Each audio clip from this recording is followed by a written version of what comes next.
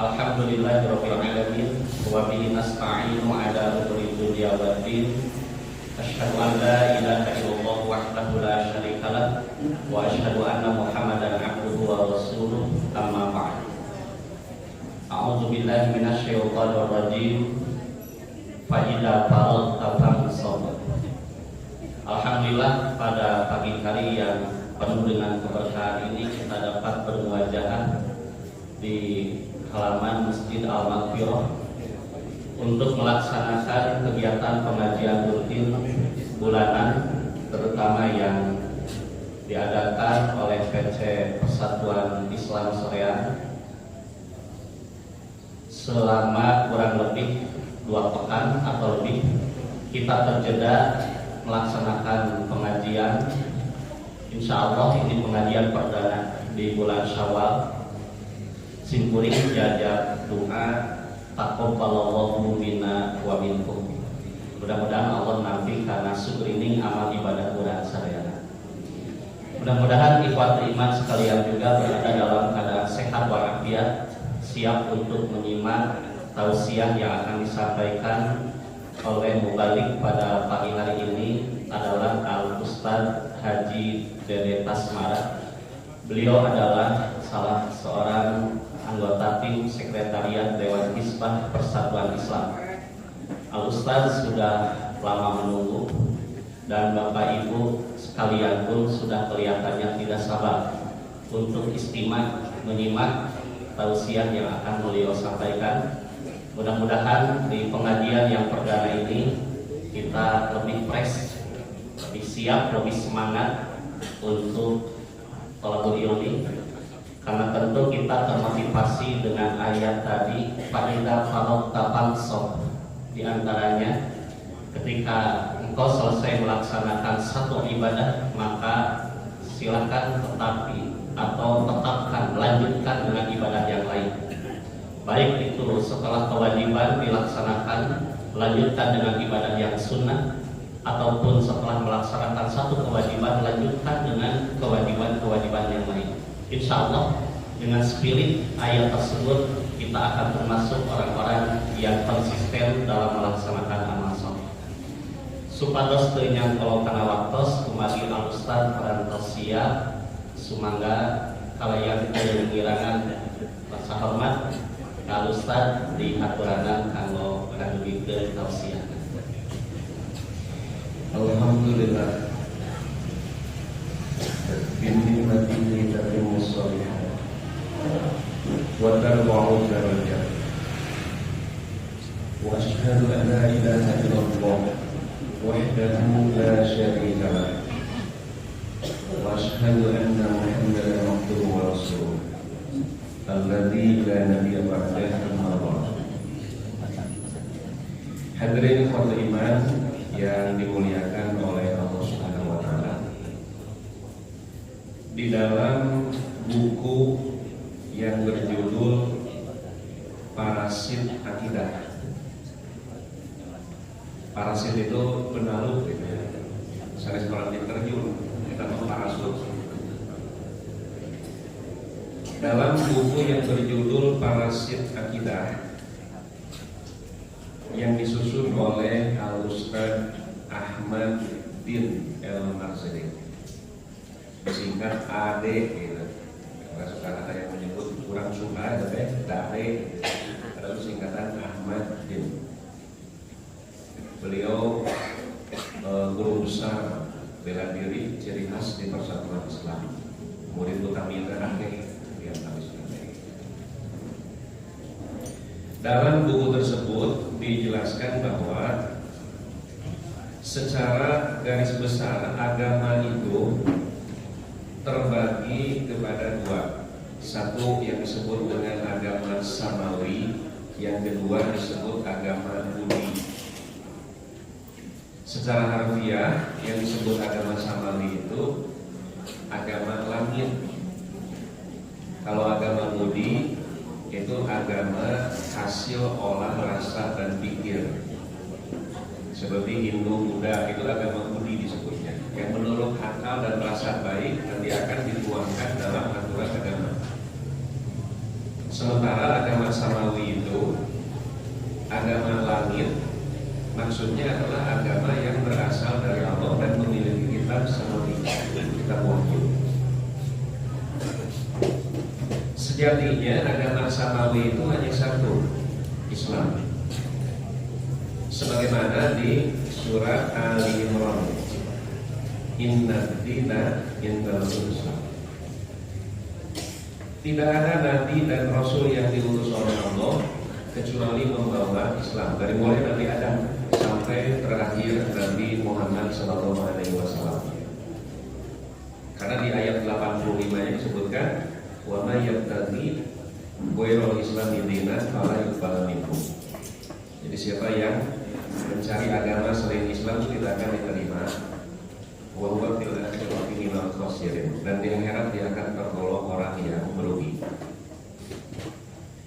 Kemudian dalam perjalanannya muncul istilah agama Yahudi. Kemudian ada agama Nasrani.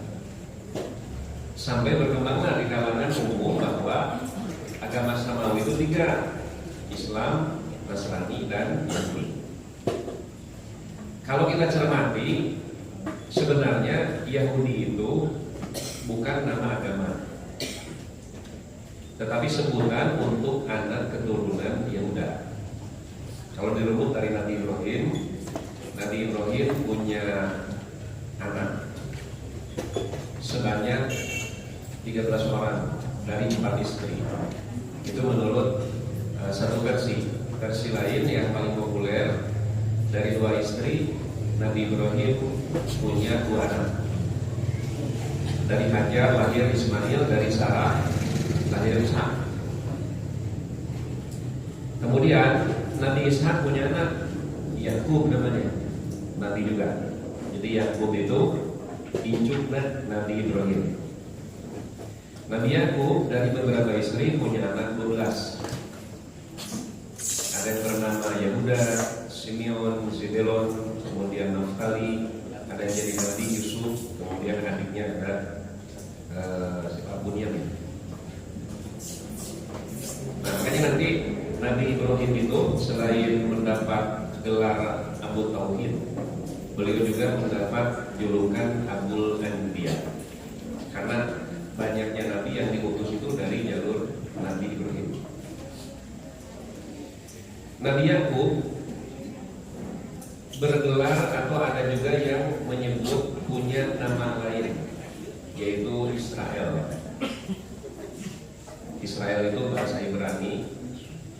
Kata Ibnu Katsir kalau diterjemahkan ke dalam bahasa Arab, Isra itu artinya Abdul, El artinya Allah. Jadi Israel itu Abdullah, hamba Allah. Di dalam bahasa Ibrani Il atau El itu artinya Tuhan. Misalkan di Bandung ada rumah sakit Immanuel, artinya Tuhan senantiasa bersama kita.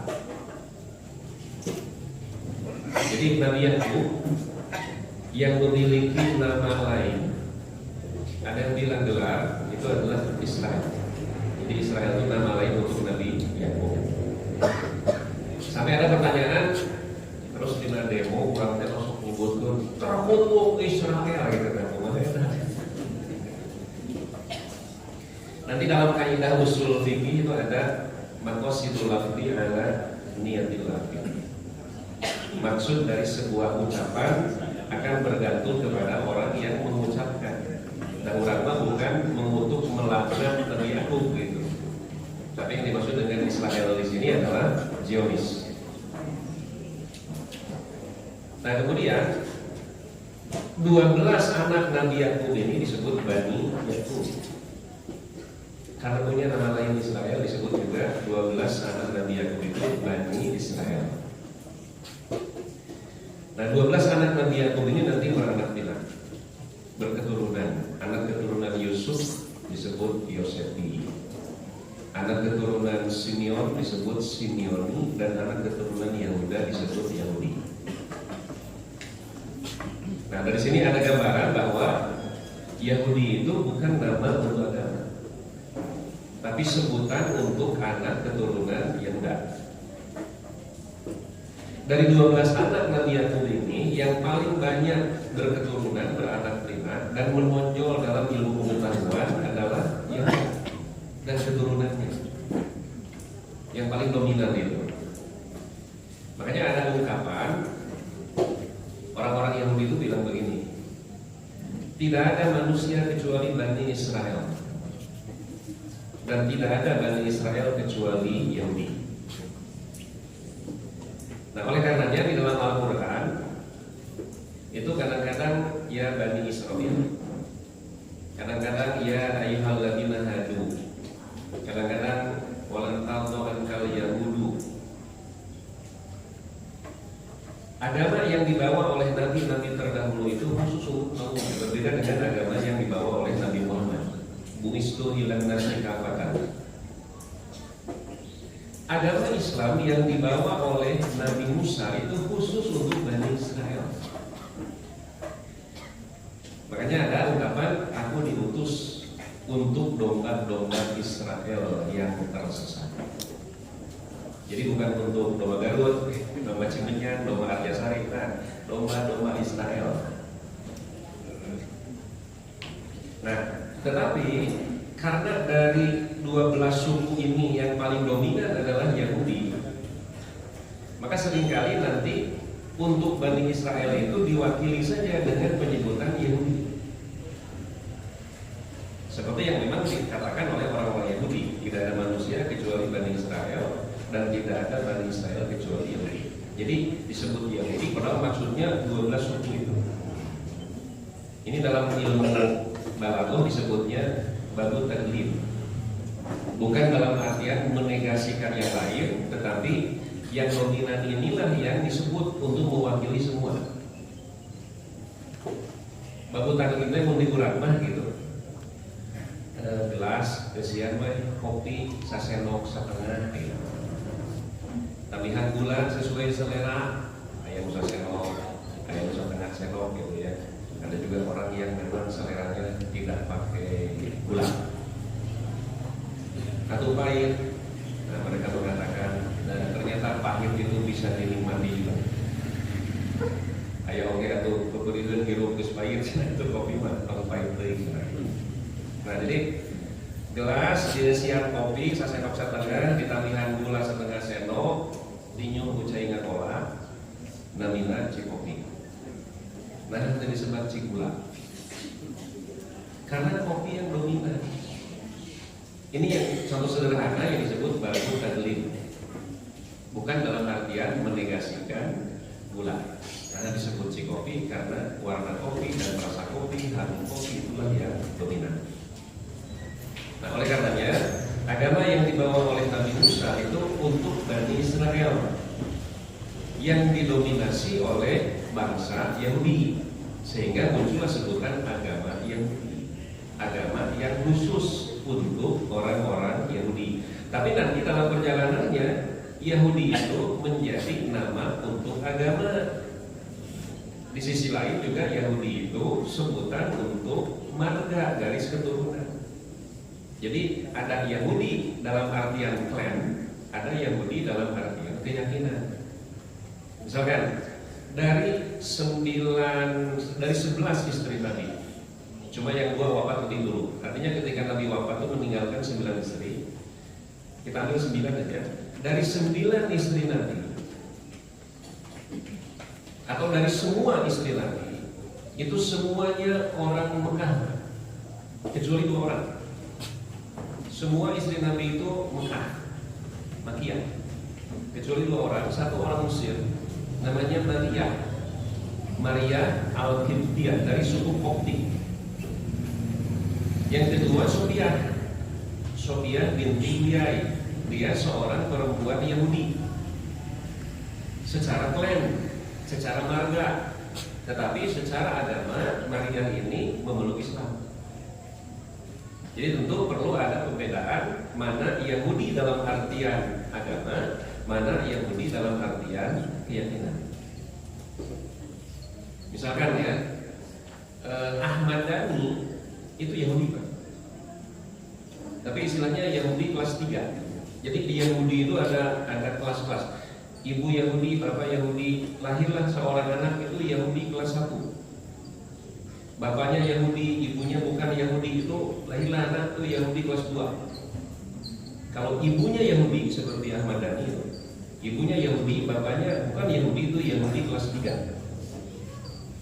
Tapi kalau ada Yahudi berkulit hitam, itu Yahudi Palasa disebutnya, itu Yahudi kelas 4. Kalau saya tidak tahu kalau Pujangga itu Yahudi kelas berapa. Pujangga, yang pernah sekali-kali mas saya Pujangga. Nah, hadirin waktu iman, kita ambil pola umum saja yang sekarang beredar di kalangan masyarakat bahwa agama samawi itu 3 gitu. Ada Islam, ada Kristen, ada Yahudi. Semua agama samawi yang 3 ini itu semuanya punya misi. Dan ini 3 agama ini memang agama misi. Kalau Hindu, Buddha gitu ya, rasanya jarang kita mendengar ada misionaris Hindu datang ke rumah-rumah orang Islam kemudian menawarkan supaya masuk Hindu, juga enggak. Tapi kalau Kristen, nah jadi Islam punya misi mengislamkan seluruh manusia karena memang Islam rahmatan lil alamin. Kristen punya misi untuk menyebarkan Injil ke seluruh dunia, makanya dai Kristen disebutnya misionaris. Cuma nanti ada pola yang berbeda di dalam menjalankan misi ini. Kalau Islam sangat memperhatikan caranya mesti benar. Ada satu prinsip dalam Islam, al-haq bil haq, menyampaikan yang hak mesti dengan cara yang hak. Urusan hasil terserah. Tapi kalau Kristen yang penting hasil. Caranya apapun. Berbohong juga boleh. Itu pusat kristenisasi terbesar di Jawa Barat itu di Cianjur Selatan. Karena memang menurut mereka bahwa dari sekian ratus suku yang ada di Indonesia yang paling sulit untuk dimultakan itu suku Sunda. Umumnya gitu, kalau mendengar nama Subrata pasti Islam. Tapi kalau mendengar Subroto, Islam atau Kristen. Jadi istilahnya ngemurtadkeun orang Sunda mah olok kenyo hamur biaya tapi hasilnya sedikit. Nah, saya dari Ustaz Marsebek dulu cerita bahwa misionaris Kristen itu di Cianjur dalam menyebarkan Kristen, mereka seringkali mengatakan bahwa Yesus itu lahirnya di Cianjur. Di Cianjur sana Yesus. Di Jawa Tengah beda lagi. Yesus teh lahirnya di Jawa Tengah. Maka aya kota namina Kudus, eta teh tina Roh Kudus. Ya orang nu ngaji gitunya mending asa, enggak bohong teh nakar gitu. Nah, ketika ditanya, bukankah Yesus itu lahirnya di Bethlehem? Bukan, di Cianjur. Di Bethlehem mana? Eta teh gila. Yesus teh jalan-jalan, anjing-anjing sakotosan itu. Tinggal ayah ajengan menuju Ngariung, menuju Moyan, diajak debat ku Yesus teh. Eleh ajengan teh, eleh debat ajengan teh. Isin kumagi eleh debat, cek Sunda mah bukan diisin sok laham lehem. Saur Yesus, nah laham lehem kita jadi debat lehem. Itu yang kata laham lehem.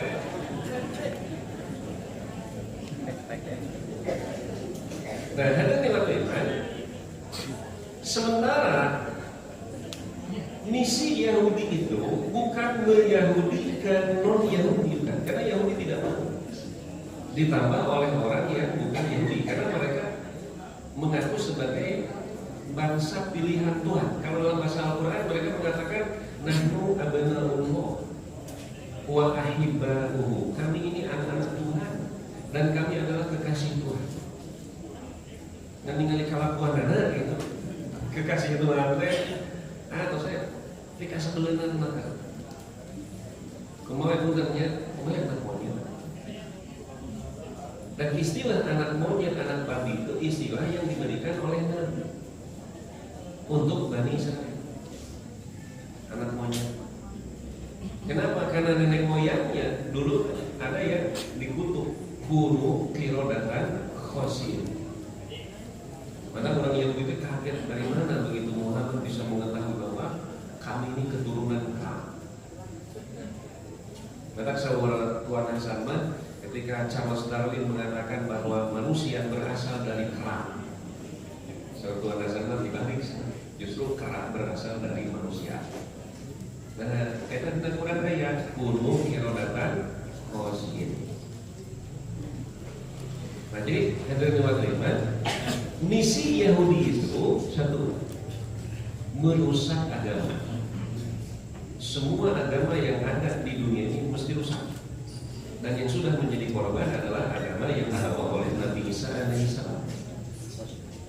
Dulu ada orang Yahudi sejaman dengan Nabi Isa namanya Saul. Nabi Isa wafat, meninggal di kayu salib. Menurut versi Kristen diangkat ke langit. Menurut versi Al-Quran, si Saul ini pura-pura memeluk agama Nabi Isa, kemudian dia yang merusak ajaran Nabi Isa. Misalkan Nabi Isa mengatakan bahwa hitam itu wajib. Di Islam nggak sama. Di orang sok ayat kata hari ini hitam wajib untuk ada yang mengatakan sunat pantamin lagi disunatan. Padahal sunat disunatan dirinya bahasa bahasa Arab, bahasa Sunda. Disudat, dipotong. Cuma nanti dalam bahasa Sunda itu kadang-kadang ada dalam tulisannya disebut, tapi dalam pengucapannya dihilangkan. Mereka manakah ke Bandung, Sunda. Tapi Jawa mah kandung dek, badai ke Bandung, itu deknya Sunda. Tapi kurang Sunda mah itu deknya itu hampir sama. Endang, jantan, endang. Sendal, sendal, ya. Asal hoyong pinang Bandung kepada orang tulisannya Bandung. Nyandung, jadi nyandung. Si endang ke Bandung, pakai sendal dagang Bandung terus nyandung gitu. Si endang ke Bandung. Nah, ada teman-teman. Jadi Yesus itu mewajibkan hitam. Si Saul ini yang dalam penyebutan itu menjadi Paul, nanti jadi Paulus, mengatakan hitam tidak wajib. Yesus mengatakan bahwa babi itu haram, Paulus mengatakan tidak. Dan justru ajaran yang diikuti oleh Kristen modern itu bukan ajaran Yesus, tapi ajaran Paulus. Nah, target berikutnya adalah agama Islam untuk dirusak. Salah satunya nanti mereka memberi pengaruh agar kaum muslimin mengikuti jejak langkah mereka. Nanti oleh Nabi dinyatakan latat tabi'anna sunana man kana qablakum shibran bi shibrin wa dhira'an bi dhira'in. Nanti kalian akan mengikuti kebiasaan umat terdahulu sejengkal demi sejengkal, sehasta demi sehasta. Seandainya mereka masuk ke hujrah Tob itu kadrun, di orang sekitar yang banyak gitu ya. Nah itu Tob itu artinya kadrun, kadal gurun. Seandainya mereka masuk ke lubang kadrun itu, kalian akan mengikutinya. Kata sahabat, al-Yahuda wan Nasoro, apakah umat terdahulu yang maksud yang akan kami ikuti itu? Jejak langkahnya Yahudi dan Nasrani. Kata Nabi, faman, siapa lagi kalau bukan mereka? Nah, nanti diantara cara-caranya itu, ini pola Yahudi ya. Di zaman Umar itu ada orang Yahudi yang datang kepada Umar. Kata Yahudi itu, ya Amirul Mukminin, wahai Amirul Mukminin, ayatun fi kitabikum. Ada satu ayat di dalam kitab kalian. Lau unzila alaina, seandainya ayat itu diturunkan kepada kami bangsa Yahudi, maka kami akan menjadikan waktu turun ayat itu idan, sebagai hari raya. Kata Umar, ayat apa yang kamu maksud? al-yauma akmaltu lakum dinakum. Ayat 3. Kata Umar, aku tahu ayat itu kapan dan di mana turun. Ayat itu turun tanggal 9 bulan Dzulhijjah tahun ke-10 pada saat Nabi wukuf di Arafah. Tetapi Umar tidak mengikuti pola Yahudi. Jadi sebenarnya ini ada usaha terselubung dari Yahudi untuk mempengaruhi Umar sebagai pucuk pimpinan Islam waktu itu agar menjadikan waktu turunnya surat Al-Maidah ayat 3 tanggal 9 bulan Dzulhijjah sebagai idan, sebagai hari raya. Karena orang-orang Yahudi ini memang kaum yang paling gemar memperingati peristiwa-peristiwa tertentu. Itu usaha Yahudi di dalam mewarnai Islam. Tapi Umar cerdik begitu, tidak diikuti. Nah, kebiasaan-kebiasaan Yahudi itu yang mempengaruhi orang Sunda khususnya. Di kita ada ungkapan begini, urang Bandung ulah liar poe Sabtu. Lantaran Sabtu teh apesna Bandung. Dan memang benar Pak, ulah poe Sabtu macet. Ini dari mana begitu ajaran ini? Ternyata di dalam Yahudi ada yang disebut dengan Yaumul Sabat. Hari Sabtu untuk dia ibadah. Nah, sedikit-sedikit itu disebarkan. Jadi orang Bandung temenang liar poe Sabtu, dibikinlah alasan lantaran Sabtu teh apesna Bandung. Tapi Persib main poe Sabtu anggrek menang, usung menang. Sugan ele mun poe Sabtu mah gitu ya. Nah, bahkan nanti ajaran-ajaran Yahudi itu seringkali ada dilakukan oleh orang yang mengaku sebagai Muslim. Nah, hadirin sekalian, di dalam merusak ajaran Islam, dulu polanya bermacam-macam, sekarang ada pola yang sangat halus. Tidak terasa itu adalah merusak, padahal merusak. Ada dua kalimat yang sudah sejak lama tapi kemudian diulang. Misalkan, semua agama sama. Ini ungkapan yang sederhana, seperti tidak berbahaya, padahal sangat berbahaya. Dan anehnya, ungkapan semua agama sama itu justru dipopulerkan oleh orang yang mengaku Islam. Saya baru satu mendengar ada pendeta yang mengatakan semua agama sama. Selebihnya orang Islam, cendekiawan yang dilakukan. Dan si pendeta itu pun setelah mengatakan semua agama sama, dia bingung. Itu dalam podcast dengan ini, Don Bitan. Saya lupa nama si pendeta itu. Si pendeta bilang bahwa ya semua agama sama. Don Bitan pintar. Pak pendeta masuk Islam aja. Kalau semua agama sama, kenapa Pak pendeta tidak masuk Islam? Dan ulang-ulang tahu deh. Kalau semua sama, atau saya tuh jadi Islam. Nah, artinya gitu ya. Yang kita harapkan muncul dari lisan seorang Muslim justru muncul dari lisan seorang pendeta. Sudah meninggal, ada seorang pendeta namanya Victor Immanuel Tanza. Victor Tanza populer. Itu rambutnya putih Pak, kayak siapa pengacara dulu ada. Ya, ada Buyung Nasution. Nah, kata Victor Immanuel Tanza begini, kalau ada orang Islam mengatakan hanya Islam yang benar, yang lain salah, maka dia Muslim yang baik. Seperti apa? Kalau ada orang Kristen mengatakan hanya Kristen yang benar, yang lain salah, maka dia seorang Kristiani yang baik. Tapi kalau ada orang Islam mengatakan semua agama sama, maka wajib dipertanyakan keislamannya. Kalau ada orang Kristen mengatakan semua agama sama, wajib dipertanyakan kekristenannya. Tak kadang-kadang nyari itu Islam.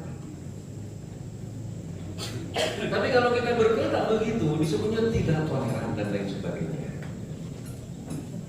Jadi semua agama sama terus diulang-ulang. Terakhir justru diucapkan oleh Menteri Agama Nazaruddin Umar. Ketika nyium mastaka paus mana?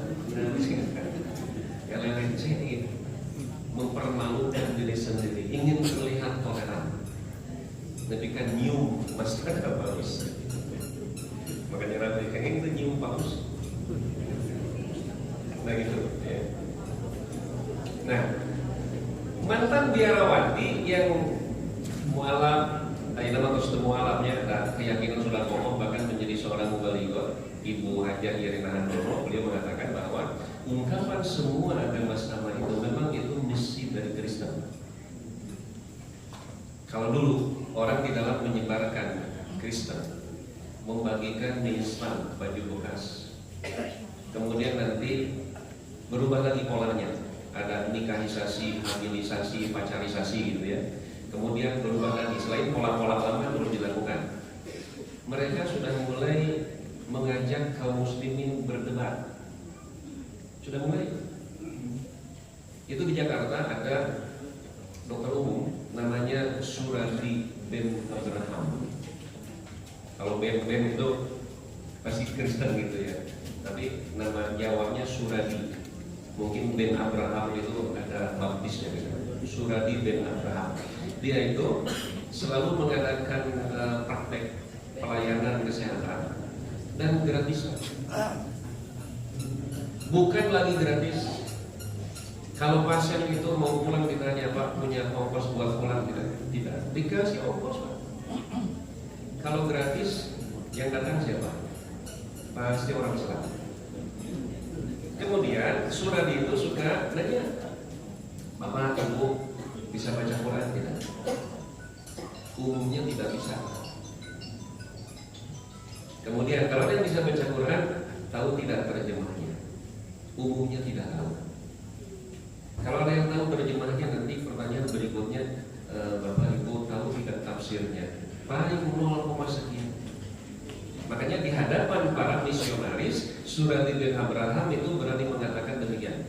Jangan takut, jangan segan memurtadkan orang Islam, karena 90% orang Islam itu tidak mengerti agamanya sendiri. Bahkan dulu ada seorang mubalik, sebelum musim pakai laptop itu ada gambar ya. Saya lupa namanya Pak.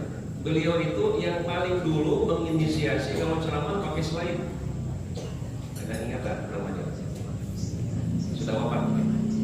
Nah, beliau berkunjung ke Mesir Pak, untuk mengambil gambar piramid. Ayo nama yang gambar nama kan tina Google gambar nyomot ya. Di Mesir itu kan ada Universitas Al-Azhar, banyak mahasiswa dari Indonesia. Berjumpalah beliau itu dengan seorang mahasiswa yang wajahnya Asia. Ini mungkin orang Indonesia, mungkin orang Filipina gitu, karena Filipina wajahnya sama.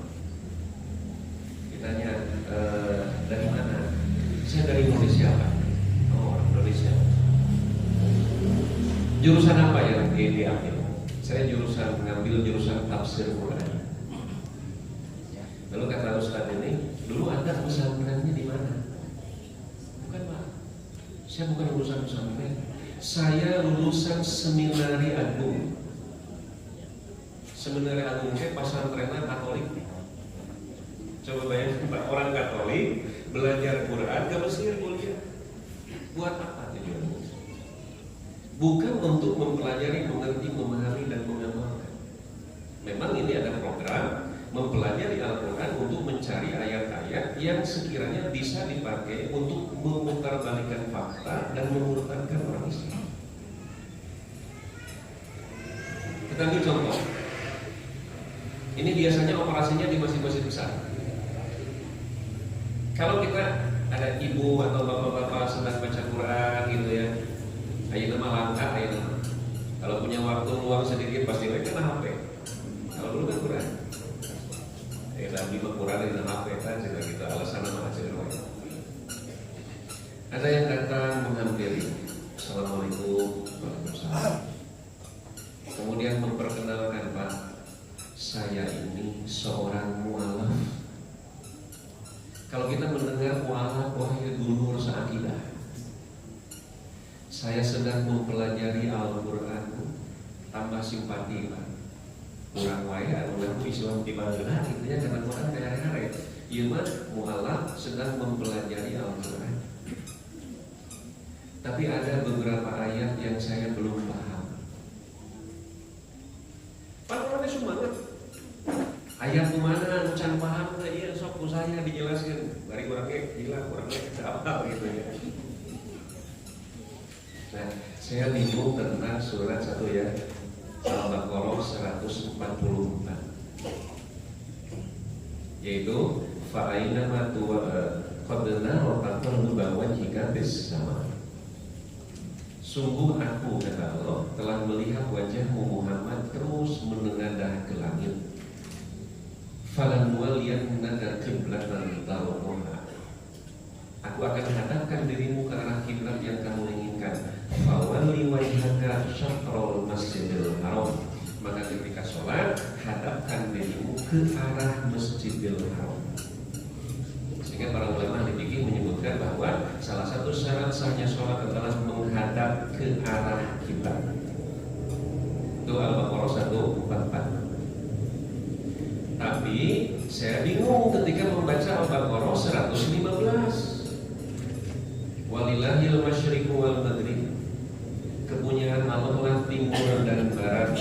Fa aina ma tuwallu fatama wajhullah. Kemanapun kalian menghadap pada saat sholat, di sana ada Allah. Jadi kami sholat itu mesti menghadap ke arah kiblat seperti Al-Baqarah 144 atau boleh kemana saja seperti Al-Baqarah 115. Satu. Dua, ada ayat yang berbunyi demikian. Wa innaka latahdi ila siratim mustaqim. Asy-Syura 52. Sesungguhnya kamu Muhammad benar-benar pemberi petunjuk, pemberi hidayah ke jalan yang lurus. Wa innaka latahdi ila siratim mustaqim. Kamu adalah pemberi hidayah ke jalan yang lurus. Tapi dalam surat Al-Qasas disebutkan wa innaka latahdi man ahbabta walakinnallaha yahdi man yasha. Kamu Muhammad tidak bisa memberi hidayah sekalipun kepada orang yang kamu cintai, tapi Allah lah yang akan memberi hidayah kepada siapapun yang Ia kehendaki. Jadi Nabi Muhammad itu memberi hidayah atau tidak bisa memberi hidayah? Nah, bahkan nanti ada pertanyaan begini, kan Nabi Ibrahim punya anak dua kan, Ishak dan Ismail, menurut versi populer gitu ya, karena ada yang bilang 13. Dan mereka sudah tanya begini, Pak, kalau anak Nabi Ismail yang diperintahkan oleh Allah untuk dikurbankan itu siapa?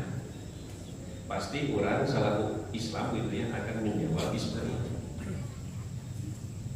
Nah, mereka akan mengatakan, tolong Pak tunjukkan di dalam Quran surat apa, ayat berapa yang menyebutkan bahwa anak yang dikurbankan itu Ismail. Nepika belut buluan orang yang jangan. Nepika Jokowi memperlihatkan ijazah aslinya, bukan pernah. Ya, tahu. Dete harinya sama nggak bilang lagi di surat naon menyebutkan nu dikunci teh Ismail. Tema aya. Komo orang pernah maca gitu Quran naon. Nah, nanti si misionaris ini akan mengatakan kalau di dalam Bible ada apa? Disebutkan bahwa anak yang disuruh untuk dikurbankan itu Ishak. Tujuannya apa mereka menanyakan hal itu? Saya belum paham Al-Baqarah 144 dan Al-Baqarah 115. Tujuannya untuk memberi kesan kepada kita kaum muslimin bahwa di dalam Al-Quran banyak ayat yang bertentangan. Kenapa mereka menanyakan siapa anak yang disembelih itu? Kan tidak ada. Di Bible ada. Mereka ingin memberi kesan bahwa Quran itu tidak lengkap. Nu lengkap Bible. Pola-pola pengurutan ini. Nah, sekarang sudah mulai dengan cara yang lebih halus, yaitu dengan menyebarkan virus yang berbunyi semua agama sama. Karena kata Ibu Irena Hardono, kalau orang Islam sudah terkontaminasi dengan pola pikir semua agama sama, tidak disuruh murtad juga, dia akan dengan sendirinya murtad. Terjemahan saya marek jadi Yahudi supaya terjemahan. Sabtu saya marek jadi Islam supaya dekat sinagog. Minggu balik deui kana Islam supaya dekat gereja. Ketika ditanya kenapa beda-beda dan pindah-pindah agama, apa yang salah? Kan semua agama sama. Sekarang yang terbaru, untuk menjadi ahli surga tidak mesti Islam. Itu perkataan Islam Bahrawi. Karena Abraham pun agamanya bukan Islam, Nabi Ibrahim maksudnya. Nggak ulang-ulang teh. Tapi kalau kita mau baca Quran, ternyata Nabi Ibrahim itu seorang Muslim. Makana Ibrahimu Yahudiyan wala Nasraniyan. Ibrahim bukan Yahudi, bukan Nasrani, walakin kana musliman hanifan. Tapi Ibrahim atau Abraham, orang Islam, orang Eropa itu musliman hanifan, seorang muslim yang lurus. Tapi Islam ini entah tidak tahu atau pura-pura tidak tahu, atau dia tahu umat Islam itu jarang baca Quran gitu ya, sampai berani mengatakan bahwa Ibrahim juga bukan muslim. Jadi dia mengatakan bahwa untuk menjadi ahli surga tidak mesti Islam. Ini ungkapan yang sangat berbahaya. Tetapi kalau kita tidak mengaji, kita pun bisa sumur daun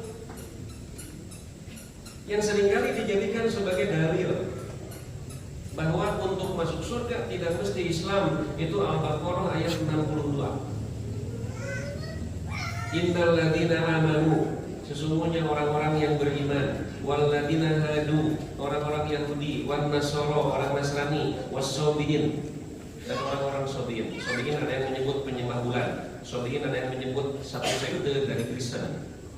Man amana billahi, siapa yang beriman kepada Allah dari mereka itu, wal yaumil akhir, dan kepada hari akhir, wa amila sholihan, dan beramal soleh, falahum ajruhum inda rabbihim, maka mereka akan dapat pahala di sisi Rabb mereka. Wala khaufun 'alaihim, dan tidak ada rasa takut ketika menghadapi hisaban akhirat. Wala hum yahzanun, dan mereka tidak akan bersedih ketika meninggalkan kemewahan dunia. Itu Al-Baqarah ayat 2. Mau Islam, mau Yahudi, mau Nasrani, mau Sabiin yang beramal soleh, beriman kepada Allah dan kepada hari akan dapat pahala. Yang menyampaikan seperti itu Doktor S3 ditonton Pusat Indonesia. Yang menyanggahnya dari Tasmara S1, Pantas Mara TS Nahiji. Anu nontonnya mungkin berapa ini? 100 saya, 110 saya. Nah itu ya. Jadi batur menyebarkan kesesatan di tonton Pusat Indonesia gitu kan. Urang mah nerangkeun nu bener gitu. 10-20 mustamina teh nikeun we. Nah tetapi tentu gitu, orang teh kadang-kadang sok yang ngepret ka jelema kitu batur. Entah bukan. Tulisan lawan tulisan, kata-kata lawan kata-kata. Dan silakan berusaha seoptimal mungkin untuk melindungi akidah kaum muslimin. Walaupun gitu ya, tadi teh jomblang mah aing nerangkeun anu sasar gitu. Ditonton oleh 280 juta. Menerangkan yang hanya dilihat, didengar oleh 100 orang. Kedua itu, dalam akan melihat usaha, bukan melihat hasil. Ada cerita gini Pak, iya mah ngebeberah kurang sebagai mubalik gitu ya. Jangan merasa berkecil hati, jangan merasa gagal karena ketika menyampaikan materi yang mendengar cuma 2-3 orang. Satu-satu semangat.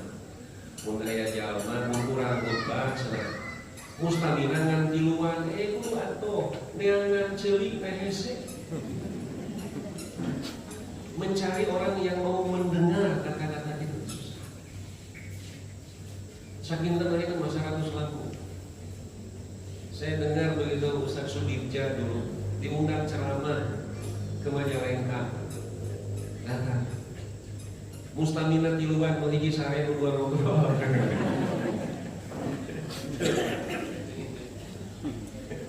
Nah, itu nanti ada cerita itu. Ketika Nabi Ibrahim dibakar oleh Raja Namrud itu kan, apinya sangat besar, sampai Nabi Ibrahim itu dilempar, bukan diangkut gitu ya, dilempar menggunakan alat pelontar. Itu sebagai indikator bahwa api sangat besar sehingga orang pun tidak mau dekat. Nabi Ibrahim dilempar ke tengah-tengah. Nah, tapi Allah waktu itu memerintahkan kepada api, kunu bardan, kuni ya naru, kuni bardan wassalaman ala Ibrahim. Wahai api, jadilah kamu dingin. Bukan hanya dingin, wassalaman dan menyelamatkan. Karena ada dingin yang mematikan. Di pangalengan layar tangkal para naik kunau tiis deui. Jadi ada dingin yang mematikan. Makanya kuni bardan wassalaman. Jadilah kamu wahai api bardan dingin wassalaman dan menyelamatkan. Dingin untuk siapa? Ala Ibrahim. Untuk yang lain anggarnya panas, geningan eta musuh-musuh nama terbaik cangkat. Geningan eta suruh masih jadi lembut. Karena ada orang yang menjelaskan ya, poe harita mah seuneu di alam dunya teh tiis kabehana. Eta di mana dalil gitu ya. Padahal kuni bardan wassalaman itu adalah ala Ibrahim. Untuk yang lain mah anggar we hukum alam berlaku, panas dan menghancurkan. Buktina naon? Suluh saeba. Tapi aya jalmi anu nerangkeun harita mah seuneu nu neur cai teu ngagolah-ngagolah. Itu nu nyagut kasak-kasak baseulna teh tiis wae cenah gitu. Nah gitu. Nah, hewan-hewan itu berusaha untuk mengambil air. Ini setidaknya tahu cerita yang tadi populer ya, kalau disebut hadis ya, kena di Palembang. Ada burung kecil, mengurang mana batunya esenang apa ya, mengambil air dengan paruhnya, lalu terbang di atas api, lalu dia menjatuhkan sedetik air ke api. Padahal tidak angger, sehingga tengah bebelah. Sampai ada hewan lain yang mencemooh, cai sakitu mah moal bisa mariman seuneu nu gede. Kata si burung kecil itu, Allah tidak akan bertanya kenapa api itu tidak padam, tapi Allah akan bertanya kenapa kamu tidak berusaha memadamkan api. Jadi nu ditinggali masalah hasilnya, tapi sejauh mana ikhtiar kita untuk membela, mempertahankan akidah Islam. Nah, hadirin waktu itu kita ambil 3 peristiwa saja. Rasulullah SAW ketika masih ada di dalam rahim, bapaknya kan meninggal dunia, alhamdulillah itu. Sampai nanti lahir itu dalam keadaan yatim. Maka nanti diutus oleh kakeknya, Abdul Muthalib. Usia Nabi 8 tahun Abdul Muthalib wafat. Dilanjutkan diurus oleh pamannya Abu Thalib. Abu Thalib itu sangat melindungi Muhammad kecil, bahkan setelah jadi nabi pun. Akan tetapi yang membuat Nabi sangat berduka tahun 11 Hijriah, tahun 11 dari kenabian, 2 bulan setelah Siti Khadijah wafat, Abu Thalib wafat dalam kekafiran, tidak mau mengucapkan la ilaha illallah, mata wa huwa ala millati Abdul Muthalib. Oleh karenanya tahun 11 dari kenabian disebut dengan Abul Husni, tahun duka cita. Karena 2 orang yang paling dicintai oleh Nabi meninggal dunia, Khadijah dan Abu Thalib. Nah, hadirin waktu berapa? Abu Thalib ini sampai wafatnya enggan mengucapkan la ilaha illallah. Sampai nanti Nabi menyatakan ashabun nas adaban yaumal qiyamah Abu Thalibin. orang yang siksanya paling ringan pada hari kiamat itu Abu Thalib. Diberi sendal dari api neraka, jantungnya kosong, otaknya mendidih. Artinya dengan kalimat ashal, tidak ada yang lebih rendah dari itu, tidak ada yang lebih ringan dari itu. Pangentengna siksa neraka teh Abu Thalib. Jadi jangan dikira bahwa aya neraka anu siga ciater hadeup kubu, bisa ngobrol gitu ya sambil menikmati jeruk panas siga di ciater. Tidak ada begitu. Karena ada orang yang biar gue masuk neraka, satu itu Nikita Mirzani. Ya, itu di media dia bilang begitu, biar gue masuk neraka. Disangka neraka yang hadeup kuku. Nah, hadirin diwajibkan ketika Nabi dan Abbas bin Abdul Muthalib, karena Nabi itu punya paman sebanyak 14 orang. Jadi keturunan Abdul Muthalib itu 14 orang. Bungsu Abdullah. Jadi dari 13 paman Nabi yang masuk Islam cuma 2, Abbas dan Hamzah. Yang lain menolak Islam. Ketika Nabi dengan Abbas sedang duduk bersama, tiba-tiba ada orang yang nyeletuk nyebut Abu Thalib. Abbas berkata, "Ya Rasulullah, hal nafa'ata bisai'in Abu Thalib. Apakah engkau bisa menolong Abu Thalib sedikit saja?" Kata Nabi, "Na'am ya. Seandainya bukan karena syafaatku, Abu Thalib itu mestinya berada di dohdohin minan nar, di kerang neraka. Tapi karena syafaatku dia berada di neraka paling dangkal. Api neraka hanya sampai ke tumitnya, hanya sampai ke mata kakinya, tapi jantungnya kosong, otaknya mendidih." Jadi kata Abbas, apakah engkau bisa menolong Abu Thalib? Karena Abu Thalib itu selalu melindungimu, dan dia marah ketika ada orang yang mengganggu. Jadi orang-orang jahiliyah itu, mereka hanya bisa mengganggu Nabi secara verbal. Kalau kepada sahabat ada yang dibunuh, Pak, seperti keluarga Ammar bin Yasir itu dibunuh.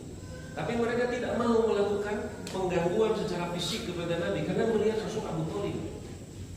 Hanya nyebut aja jelma gelok, tukang sihir Muhammad. Tapi secara fisik mereka juga nulan Nabi karena melihat sosok Abu Thalib. Ada yang berani mengganggu Muhammad, Abu Thalib itu marah. Kan orang mantet Nabi Muhammad dihina, sabar, orang mah rahmatan lil alamin. Quran dihina, sabar, orang mah rahmatan lil alamin. Quran dihina, Nabi dihina, Islam dihina, sabar, orang mah rahmatan lil alamin. Tapi ketika si Yakub begitu ditetapkan sebagai tersangka oleh KPK, demo rame-rame. Tak gitu di orang Bapak, Nabi dihina, jempling. Ditetapkan sebagai tersangka, demo ke KPK semua gitu. Begitu. Abu Thalib mendengar orang menghina Nabi marah. Tapi ternyata karena dia tidak mau mengucapkan 2 kalimat syahadat, tetap di neraka. Satu ya. Jadi ungkapan Islah Bahrawi itu dengan peristiwa yang satu ini sudah mentah. Untuk menjadi ahli surga tidak mesti Islam. Nah, Abu Thalib kurang kemana? Kedua, ada nanti Hisham bin Al-Mughirah. Hisham bin Al-Mughirah ini tokoh Quraisy, melahirkan anak-anak terpandang. Anak Hisham bin Al-Mughirah nanti ada yang bernama Al-Haris bin Hisham. Ada juga yang bernama Amr bin Hisham. Cuma dalam perjalanannya Al-Haris bin Hisham masuk Islam. Kalau Amr bin Hisham ini justru penolak Islam sampai mati dia. Ketika Nabi diperintahkan untuk dakwah secara jahriyah, beliau berdiri di Bukit Sofa. Sudah sejak zaman jahiliyah kalau ada orang berdiri di Bukit Sofa, pasti orang akan berkumpul untuk mendengarkan pengumuman apa. Karena Bukit Sofa itu satu tempat yang secara tradisi turun-temurun dijadikan sebagai tempat untuk memberikan pengumuman yang luar biasa. Maka ketika Nabi Muhammad naik ke Bukit Sofa, orang akan berkumpul semua.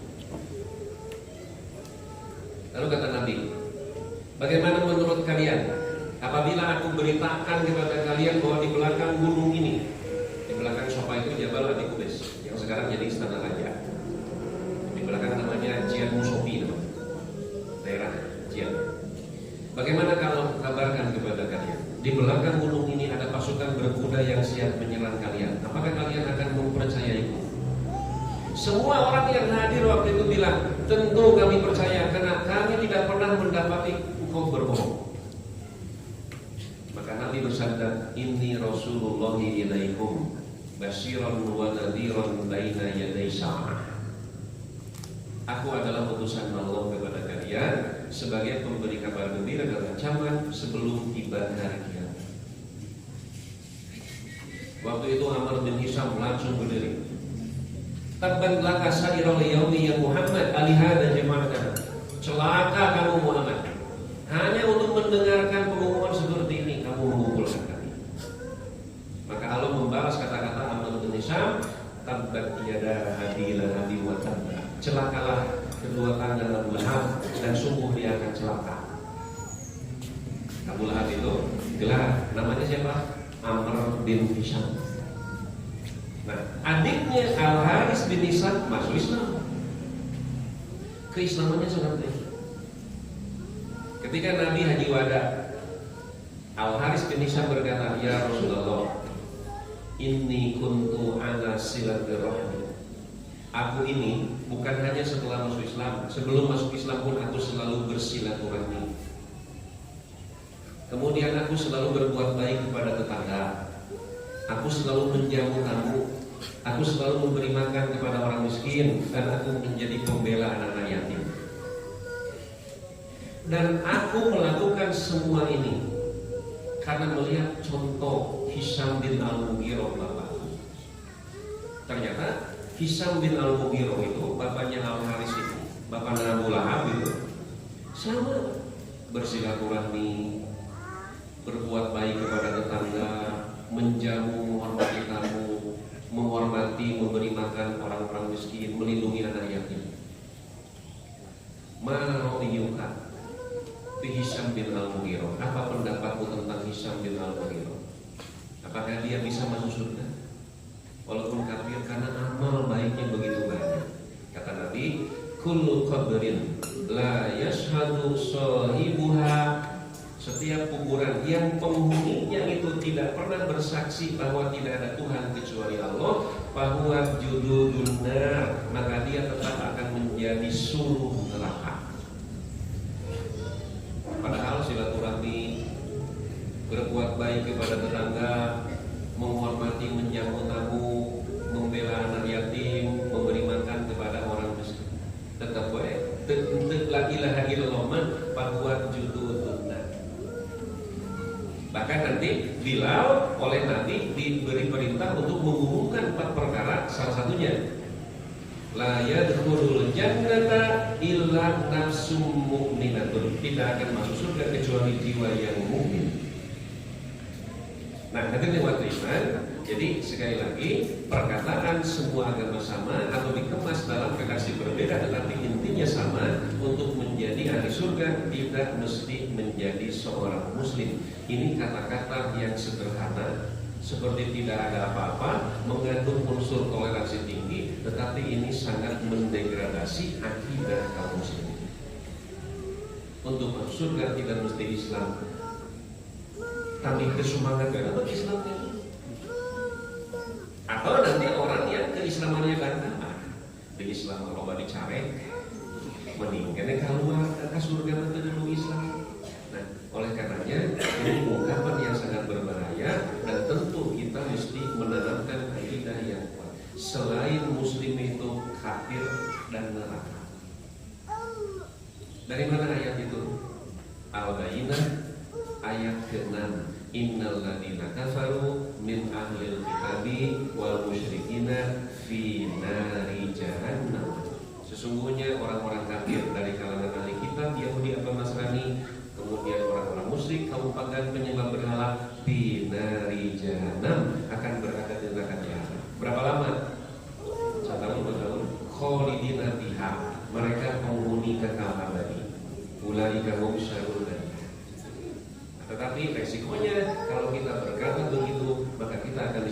ekstremis fundamentalis. Fanatik sawios Pak.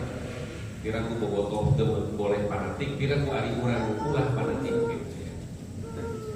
Nah itu hadirin umat iman merisikapi dan tentu respon kita sebagai kaum muslimin terhadap ungkapan Islam Bahrawi, tokoh liberal, doktor itu ya, yang di media ditonton oleh puluhan juta manusia yang mengatakan bahwa untuk masuk surga tidak mesti menjadi Islam. Ini ungkapan yang sangat berbahaya dan bertolak belakang dengan ajaran Islam. Segitu nuntiasa kami atur, mudah-mudahan manfaat. Wassalamualaikum warahmatullahi wabarakatuh. Kami aturkan jazakallahu khairan katsiran kepada Ustaz yang telah secara gamblang dan jelas memberikan pencerahan terhadap kita sekalian, terutama sebagai penguat akidah dan wawasan keilmuan tentang bagaimana kita mensikapi polarisasi Yahudi agar kita tidak tergerus dalam urusan akidah. Dan diharapkan semoga dengan tausiah yang barusan disampaikan bukan hanya menambah wawasan keilmuan, tapi kita pun selalu berhati-hati waspada terhadap propaganda kaum kafir terhadap kita sekalian. Bapak Ibu ikhwat iman sekalian, alhamdulillah acara pengajian hari ini telah selesai dari awal sampai akhir. Insya Allah kita akan bertemu di bulan depan dengan balik yang berbeda yang didatangkan dari pimpinan pusat Persatuan Islam. Ini kantos tiap ada ayat biasa dilaksanakan di Masjid Al-Fakir. Sebelum ditutup ada satu pengumuman kepada ikhwat iman sekalian yang ada waktu dan bisa menyempatkan, silakan bisa hadir untuk pengajian nanti sore hari. Insya Allah di pimpinan jamaah CPR pada asar Al-Ustadna Haji Tatan Ahmad Santana nu aya waktos oge semangat biar ilmu mangga biasa hadir ka CPR Masjid Al-Fakir. Kirang-kirang sakitu anu biasa kami atur. Atur nuhun ka iman sadayana kana kasempinganana, mudah-mudahan urang aya dina junjungan Allah Subhanahu wa taala. Wassalamualaikum warahmatullahi wabarakatuh.